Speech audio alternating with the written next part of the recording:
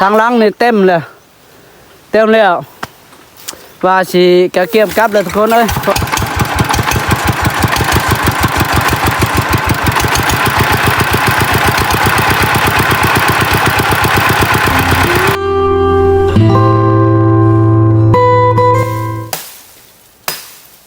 กับสบายดีพ่อแม่พี่น้องเบิร์ดสุขูสุคนที่เข้ามารับชมทุกท่านเนาะโดยการสำหรับคลิปมื้อนี้เนาะบาซี่ก็ได้อัปเดตเนาะก็คือเฮาสิไปหาเก็บพื้นพี่น้องเนาะเพราะว่าพื้นดังไฟก็เบิดแล้วพี่น้องเนาะก็ชุดก้อนน่ะมาหาแถวนี้แหละพี่น้องเนาะเมื่อสวนแล้วก็ได้มาค้นเขาก็มื้อนี้ก็มาหาอีกเป็นมือล่างผ่านไปก็อาทิตย์หนึงเลยเด้พอดีพื้นเฮาหาก็เบิดแล้วเนาะนึงมาเฮาก็ได้เต้งหีดแดเนาะนำใส่หลายก็เลยมื้อนี้อีกก็มีโอกาสมาหาพื้นอีกพี่น้องเนาะ มาหาพื้นแถวอันนี้ข้างสวนคือเก่านั่นแหละทุกคนเนาะแถวสวนแถวให้อันนี้พ่อกับแม่เนาะมื้อนี้ก็มาหาพื้นก่อนมื้ออื่นมื้อนี่ก็สิได้เต้งหีดคือเก่าอีกเต้งหีดให้แม่เนาะ นี่เนาะทุกคนเนาะสิหาอันนี้ปืนเขตเทนี่ไปก่อนพี่น้องเนาะแล้วก็นี่เด้โอ้ใหม่ตัวมันตายจังสีเฮาจังเอาได้เนาะนี่ก็คือใหม่ตัวนี้เนี่ยเฮาได้แล้ว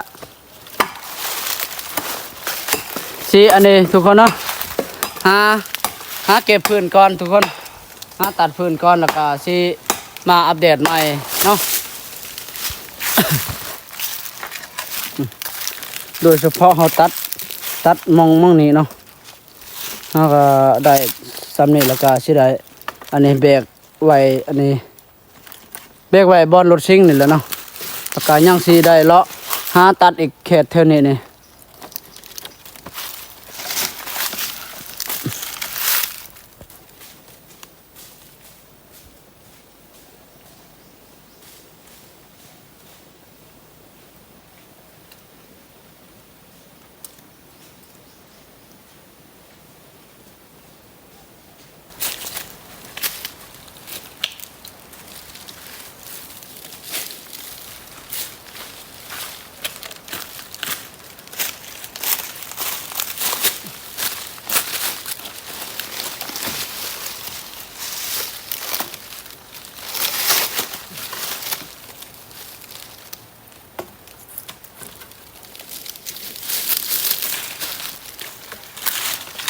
เก็บลอก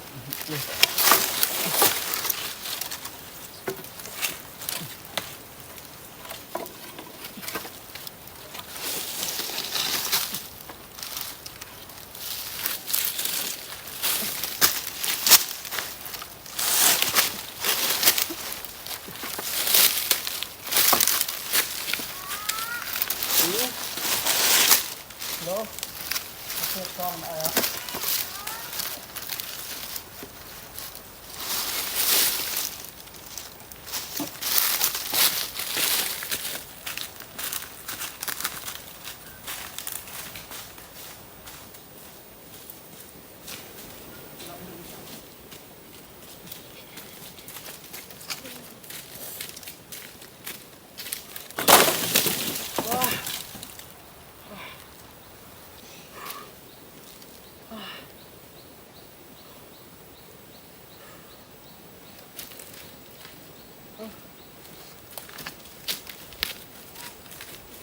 กล้องอะไร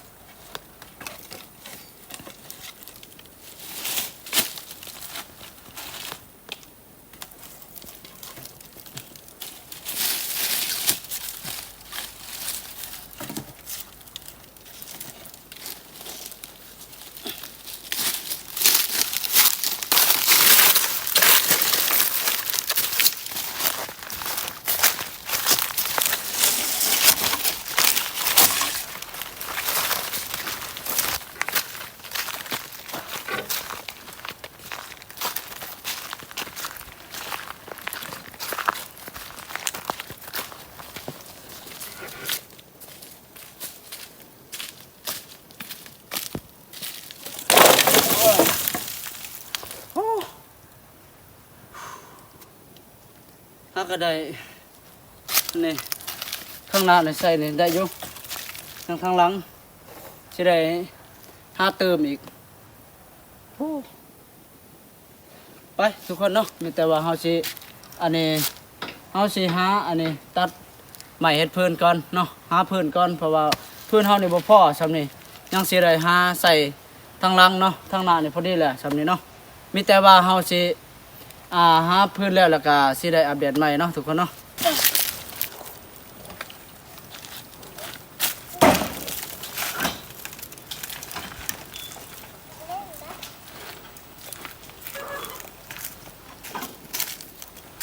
ได้อยู่บ่ใส่ทางหลังนี่บ่พอดอกเนาะสิได้หาเติมอีกโอ้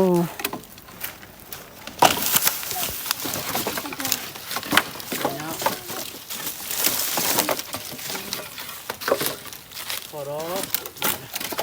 สิได้หาเติมอีก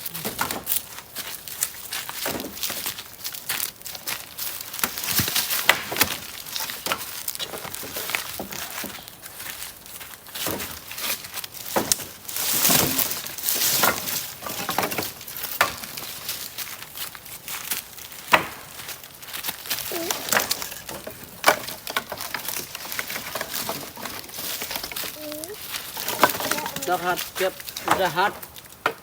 นะบ่าวฮัดเก็บพื้นนี่บ่าวฮัดเอา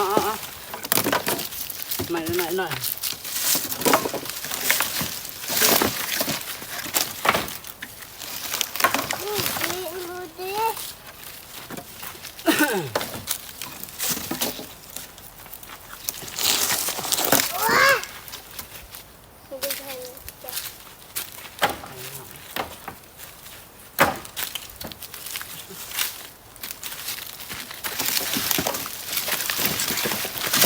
คนแข็งแกร่ง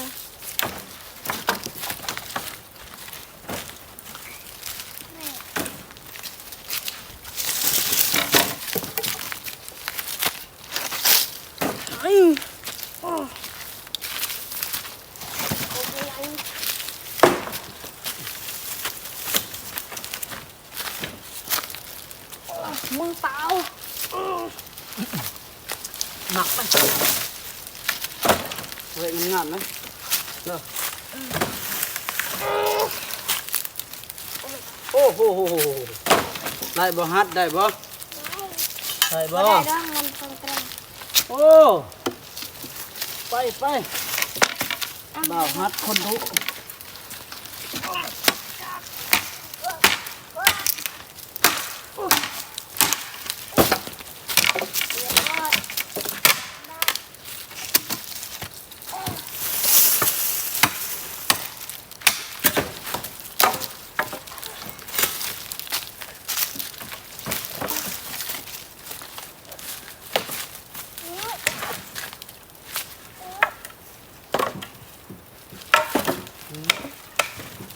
งามเลย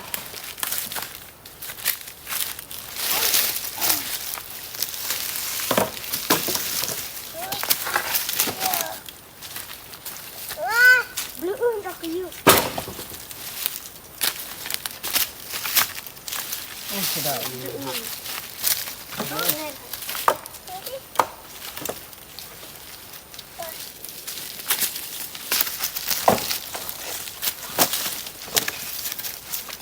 โอ้บุกพอเลยจะได้หาเติม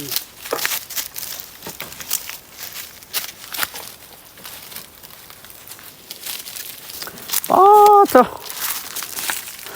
ยังเหลืออะไรทั้งหน้าอีกยังสีหาใส่ทั้งหน้าแล้วก็ทั้งหลังเนี่ยบ่ทันได้ลายปานใดเนี่ยก็สิได้หาเติมอีกจังหน่อยเนี่ย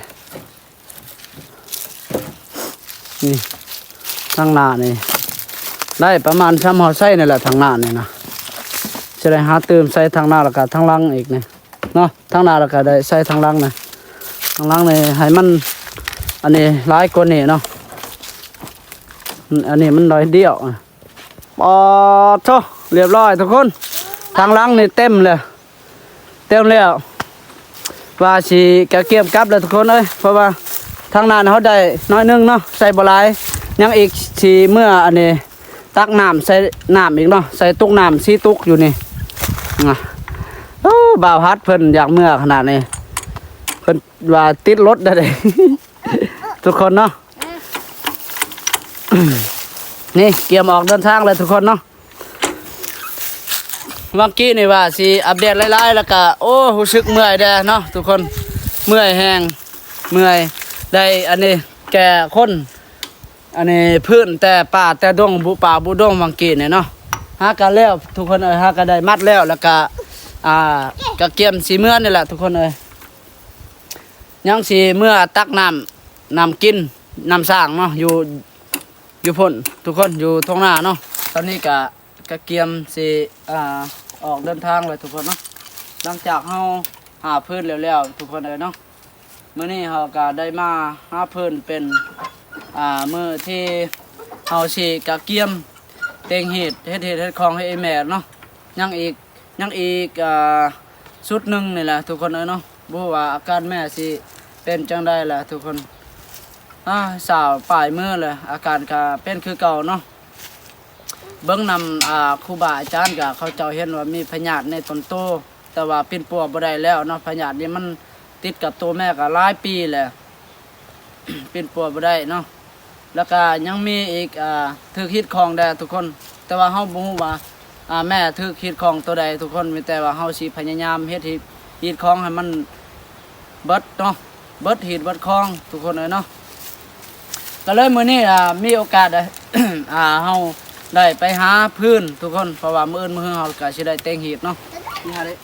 ใครน่ะ เออ อายุหนึ่ง